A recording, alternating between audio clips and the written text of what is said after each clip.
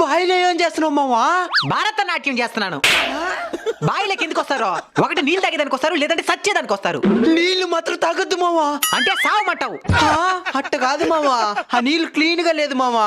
ఓ అదే, పైనుండి నీళ్ళు తోసేనాం అనుకో, కింద నుంచి క్లీన్ గా ఉండే వాటర్ పైకి వస్తాయి, దాన్ని తాగొచ్చు. అయితే నాకు కూడా దాహంగా ఉంది మావా. మరి రా తాగదు. వస్తున్నా.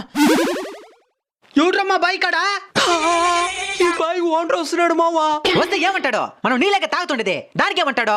ఆయన ఈ బాయిలో చేపలు వదులున్నాడు మావా. మన చేపలు దొంగతనం చేస్తే దానికి వచ్చినాం అనుకుంటాడు.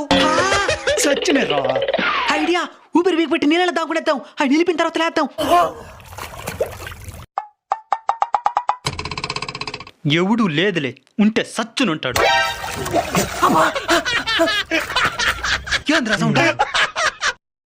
ఎవరు లేదులే,